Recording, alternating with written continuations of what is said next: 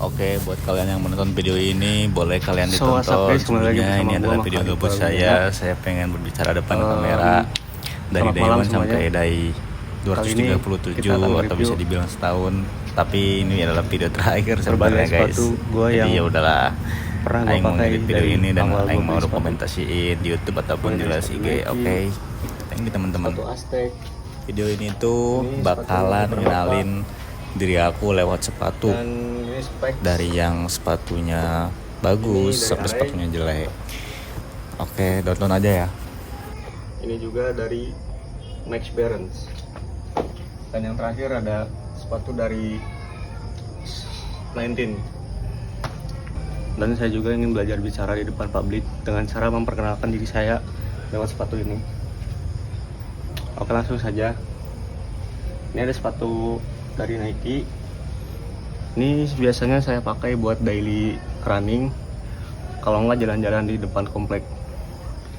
Sepatunya udah jelek, rusak kayak gini. Ini fun fact ya, sepatu lama yang saya beli ketika saya waktu kecil, ukurannya aja berapa cuy, ukurannya 38. Ini kalau nggak salah saya SD atau SMP nih.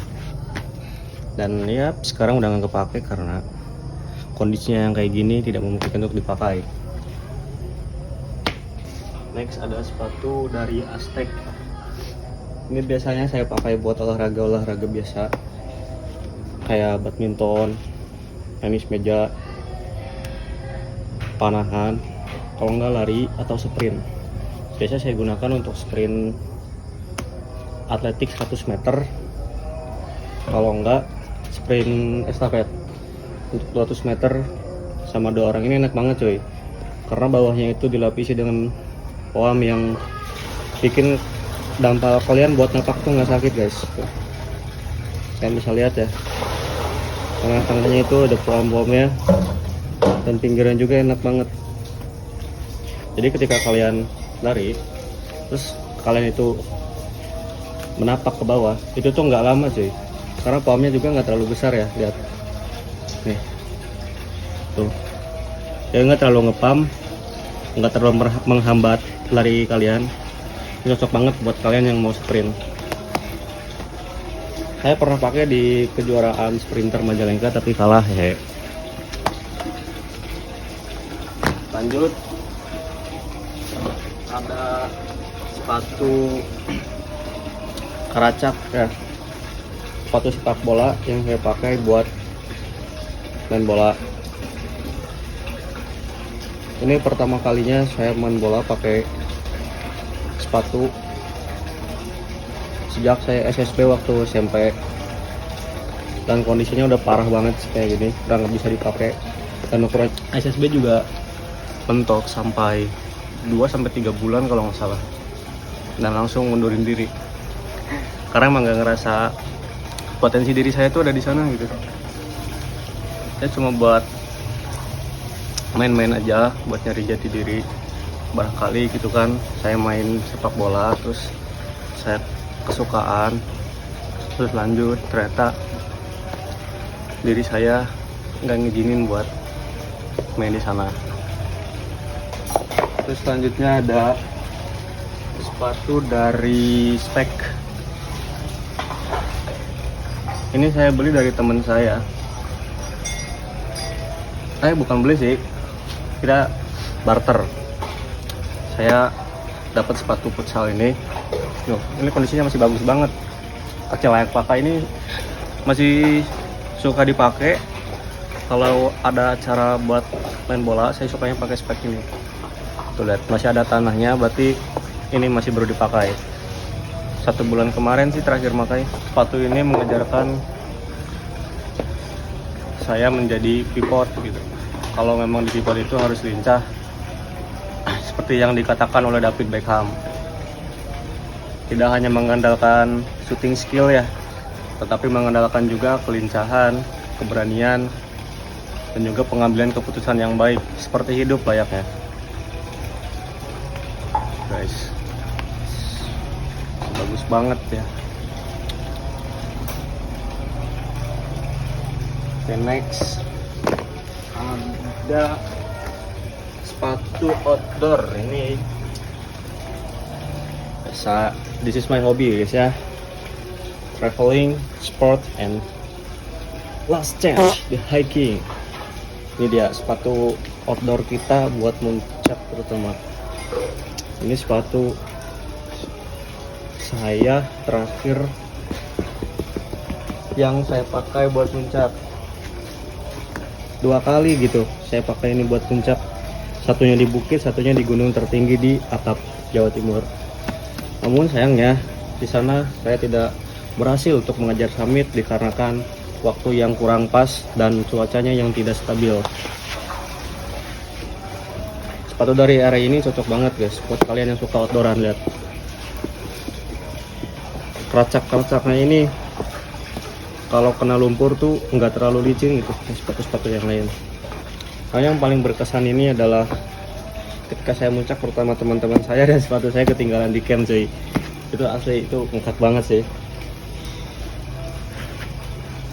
Dan ya waktu di Merbabu juga saya tuh aneh ya, dari pos 1 ke pos 2 nya enak pakai sepatu ini, tapi ketika di summit attack ya, untuk kejar summit ke atas itu tuh lumpur tuh banyak banget dan sepatu ini nggak cocok gitu buat dipakai di medan seperti itu. Kayak set dikit-dikit naik, dikit-dikit turun lagi karena licin. Jadi waktu itu tuh saya gonta-ganti pakai sendal. Naik kita pakai sendal, turunnya kita pakai ini, baru kita pakai buat serodotan karena ini enak buat ngeremnya.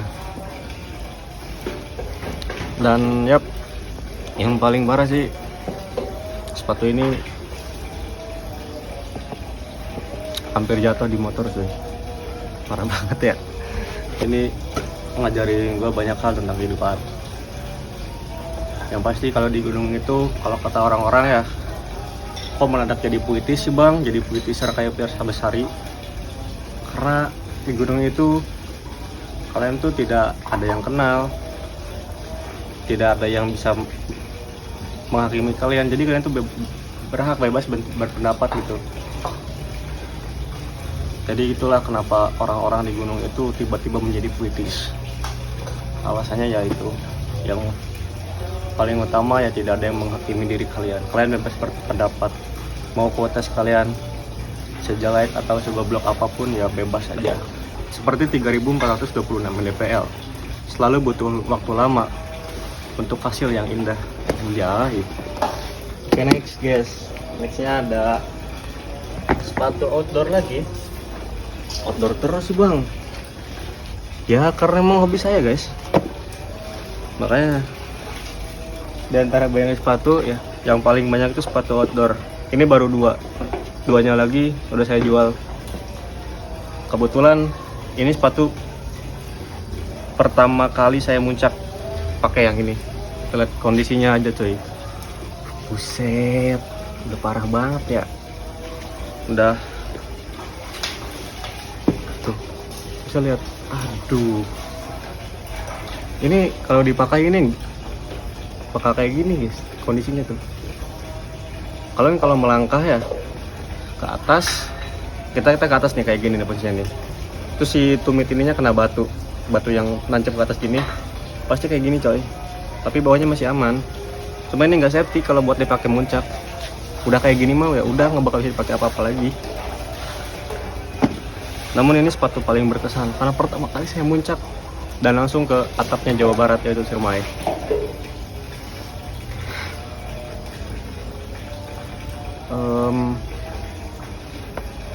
Buat nyeritain ini sih panjang banget ya. Cuma yang paling berkesannya itu pas mau summit attack. Saya tuh nggak tahu ya kalau sepatunya tiba-tiba kayak gini nih. Karena yang dirasa tuh ya kayak biasa-biasa aja.